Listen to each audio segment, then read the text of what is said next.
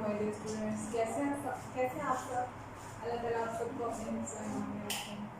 Dear students, आज हम बात करने जा रहे हैं 1973 के आइन की। ठीक है, आपको पता है कि अभी हम क्या डिस्कस कर रहे हैं? अभी हम भुट्टो का दौर डिस्कस कर रहे हैं। ठीक है, और ये आइन भी किसके दौर में नाफिज किया गया? भुट्टो के दौर में ही नाफिज किया गया। ठीक है, दोबारा मैं बात करती हूँ स्टूडेंट्स, हम किसका दौर पढ़ रहे हैं? हम पढ़ रहे हैं भुट्टो का दौर। ठीक है, और आज हम भुट्टो के दौर में जो आइन नाफिज किया गया उसके बारे में पढ़ेंगे। ठीक है, और कौन सा आइन था? 1973 का आइन जो है वो किसके दौर में नाफिज किया गया था? भुट्टो के दौर में नाफिज किया गया था। ठीक है, तो डियर स्टूडेंट्स, आज हम पढ़ेंगे आइन। ठीक है, कौन सा आइन? 1973 का आइन और उसके अहम नकात। ठीक है स्टूडेंट्स, आपकी आसानी के लिए मैंने इस लेक्चर को ना 2 पार्ट में डिवाइड कर लिया है। ठीक है, हम इसके 6 पॉइंट जो हैं वो आज के लेक्चर में डिस्कस करेंगे और नेक्स्ट 6 पॉइंट हम इंशाल्लाह इसके नेक्स्ट लेक्चर में डिस्कस करेंगे। ठीक है, तो सबसे पहले हम बात करते हैं, आपको पता है कि 1970, आपको पता है कि भुट्टो के दौर में क्या लगा था? मार्शल लॉ लगा था। ठीक है, तो 1972 में क्या हुआ था?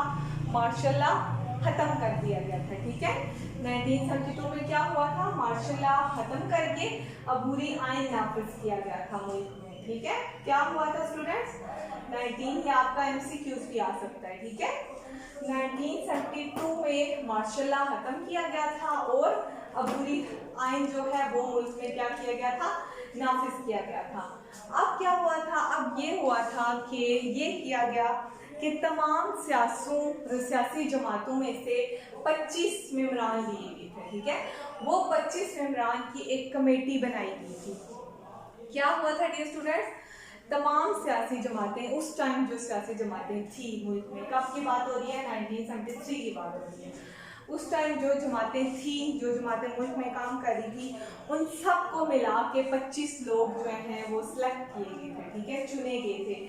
किसके लिए? उनकी 25 लोगों की एक कमेटी बनाई गई थी और उस कमेटी ने मिल के क्या किया था? इस आइन पे काम किया था। इसलिए इस आइन को हम ये भी कहते हैं कि 1973 का आइन कौन सा है? जिसमें तमाम सियासी जमातों की राय मौजूद है। ठीक है, फिर क्या हुआ था? इन 25 लोगों ने इस चीज पे काफी काम किया था और फिर 14 अगस्त 1973 को क्या हुआ था?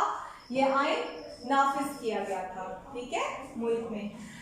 अब हम किसके बारे में बात करेंगे? अब हम इसके नकात पे आते हैं। ठीक है डियर स्टूडेंट्स, मैंने आपको इसका इंट्रो दिया है। ठीक है, कि क्या हुआ था? मार्शल लॉ 1972 में खत्म हुआ था और उसके बाद क्या हुआ था? अबूरी आइन नाफिज किया गया था मुल्क में। और उसके बाद क्या हुआ था कि उस टाइम मुल्क में जो सियासी जमातें मौजूद थी उन सब में से 25 लोग चुने गए थे और उन 25 लोगों की एक कमेटी बनाई गई थी और उस कमेटी ने, उन 25 लोगों ने मिल के, उन सारी सियासी जमातों ने मिल के फिर क्या किया था? इस आइन को बनाया था। ठीक है, और ये आइन कब नाफिज हुआ था? 14 अगस्त 1973 को। ठीक है, अब हम आते हैं इसके नकात पे। ठीक है, सबसे पहला पॉइंट इसका क्या है? इफ्तिताहिया।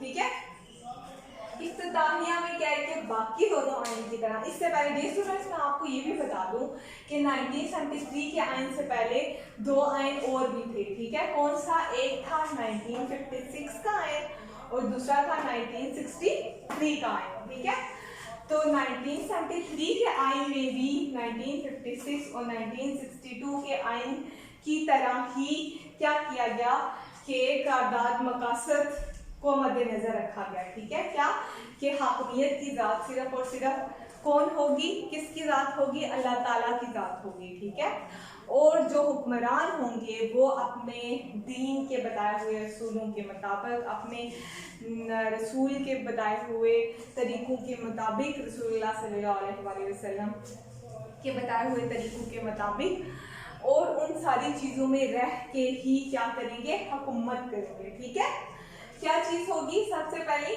कि सबसे पहले क्या कहा गया कि इक़्तिदार आला की ज़ात किसको समझा जाएगा, सिर्फ और सिर्फ अल्लाह ताला को ही समझा जाएगा पहले दोनों आइनों की तरह, ठीक है।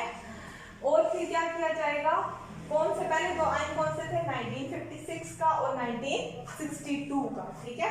इन आइनों में भी ये चीज़ शामिल थी। और क्या होगा, और ये होगा कि जो हुक्मरान होंगे वो अपनी मर्जी से कुछ नहीं कर सकेंगे, बल्कि अपने मजहब के असूलों के मुताबिक अपनी उन लिमिट्स के अंदर रह के ही हुकूमत करेंगे, ठीक है। उसके बाद हम बात करते हैं डियर स्टूडेंट्स तहरीरी आइन के बारे में, ठीक है। बाकी दोनों आइनों की तरह ये भी तहरीरी शक्ल में मौजूद है, ठीक है। इसकी कितनी 280 दफात और 6 गोशवारों पे मुश्तमिल है ये आइन, ठीक है। किस पे मुश्तमिल है, 280 दफात और 6 गोशवारों पे मुश्तमिल है, ठीक है। डियर स्टूडेंट्स मैं दोबारा रिवाइज करती हूँ, ये आपका पॉइंट हम बात कर रहे हैं तहरीरी आइन के बारे में, ठीक है। तहरीरी आइन में क्या है कि बाकी दोनों आइनों की तरह ये आइन भी तहरीरी शक्ल में मौजूद है और ये 280 दफात और 6 गोशवारों पे मुश्तमिल है, ठीक है। आपका ये MCQs आ सकता है और आपसे शॉर्ट क्वेश्चन भी पूछा जा सकता है। अब हम बात करते हैं किसके बारे में, वफाकी आइन के बारे में। तो इसमें यह है कि बाकी दोनों आइन की तरह ये आइन भी क्या है, वफाकी है, ठीक है। क्या है कि बाकी दोनों आइनों की तरह ये आइन भी क्या है, वफाकी है, ठीक है। अब ये स्टूडेंट्स हम बात करते हैं किसकी, नीम इस्तवार आइन की। तो इसमें ये है कि ये आइन क्या है, नीम इस्तवार है, ठीक है।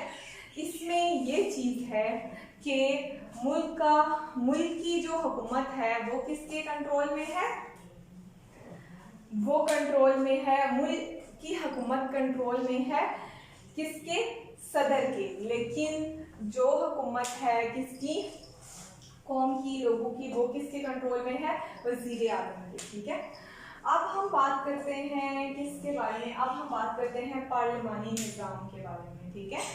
पार्लिमानी निज़ाम में ये है कि 1973 में जो निज़ाम राइज किया गया वो कौन सा निज़ाम था, पार्लिमानी निज़ाम था, ठीक है। इसमें क्या था कि आइन में तरमीम हो सकती थी, ना तो बहुत आसानी से और ना ही बहुत, मतलब आइन में तरमीम करना ना तो बहुत ज़्यादा आसान था और ना ही बहुत ज़्यादा मुश्किल था, ठीक है। इसमें क्या होता था, इसमें ये होता था कि इसमें ये होता था कि जो वफाकी लोग, ठीक है, और उसके बाद इंतज़ामिया, ठीक है, इसमें वो दोनों शामिल थे। किसकी, मतलब दोनों की राय ली जाती थी। 2/3 कौन से लोग थे, 2/3 लोग थे पार्लिमानी, ठीक है, और असेंबली के लोग, ठीक है, और इन दोनों की राय शामिल की जाती थी। और फिर क्या किया जाता था, उसको भेजा जाता था किसके पास, सदर के पास, और फिर सदर साइन करता था उस पर, और फिर क्या होता था, आइन में तरमीम कर दी जाती थी, ठीक है। उसके बाद हम बात करते हैं डियर स्टूडेंट्स किसके बारे में, आज़ाद अदलिया के बारे में, ठीक है। आज़ाद अदलिया में क्या था कि हमारी हुकूमत जो थी वो आज़ाद थी, ठीक है। किसमें, हम, और इसको किससे, अदलिया को आज़ाद कर दिया गया था, ठीक है। आइन में, कौन सा आइन में, 1973 के आइन में अदलिया को क्या कर दिया गया था, आज़ाद कर दिया गया था, मुकम्मल आज़ादी दी गई थी, ठीक है डियर स्टूडेंट। आज हमने बात की किसके बारे में, हमने कितने नकात पढ़े, 6 नकात पढ़े। उनमें से पहला नकात क्या था, इफ्तिताहिया, ठीक है, इफ्तिताहिया। दूसरा नकात क्या था, तहरीरी आइन, ठीक है। इफ्तिताहिया में क्या था कि हम दोबारा से थोड़ा सा इसका रिव्यू ले लेते हैं, ठीक है। इफ्तिताहिया में ये था कि हकमियत की ज़ात सिर्फ और सिर्फ किसकी है, अल्लाह ताला की ज़ात है, ठीक है। उसके बाद क्या था, तहरीरी आइन। तहरीरी आइन में ये था कि बाकी दोनों आइनों की तरह ये भी तहरीरी शक्ल में मौजूद है और ये 280 दफात और 6 गोशवारों पे मुश्तमिल है, ठीक है। उसके बाद हम बात करते हैं वफाकी आइन की। तो ये आइन क्या था, दूसरे दोनों आइनों की तरह ये आइन भी वफाकी था, ठीक है। उसके बाद हम बात करते हैं डियर स्टूडेंट्स नीम इस्तवार आइन की। तो ये आइन क्या था, नीम इस्तवार था, ठीक है। इसका क्या मतलब, इसका मतलब ये कि इस आइन में अगर कोई तरमीम करनी हो तो वो की जा सकती थी, ठीक है। उसके बाद हम बात करते हैं पार्लिमानी निज़ाम की। तो क्या था, मुल्क में कौन सा निज़ाम राइज किया गया? पार्लिमानी निज़ाम राइज किया गया। कब? 1973 में, ठीक है। और उसके बाद लास्ट पार्ट हमारा क्या है? आज़ाद अदलिया। तो इसमें क्या है कि अदलिया क्या थी? आज़ाद थी। अदलिया को आज़ाद किया गया 1973 के आईन में। ओके डियर स्टूडेंट्स, आज हमने बात की है किसके बारे में? आज हम भुट्टो के दौर को ही डिस्कस कर रहे हैं और उनके दौर में जो आइन नाफिज किया गया हमने उसकी बात की है, ठीक है। ये आइन कब नाफिज किया गया था? कौन सा आइन था? 1973 का आइन था। और ये कब नाफिज किया गया था? ये नाफिज किया गया था 14 अगस्त 1973 को, ठीक है। कब नाफिज किया गया था? 14 अगस्त 1973 को। ये भी आपका MCQ आ सकता है, ठीक है। और उसके बाद हमने इस आइन के क्या पढ़े? नकात पढ़े। और हमने इसके 6 नकात आज पढ़े और नेक्स्ट 6 इंशाल्लाह नेक्स्ट लेक्चर में पढ़ेंगे। तब तक के लिए अल्लाह हाफिज़। इंशाल्लाह कल मुलाकात होगी।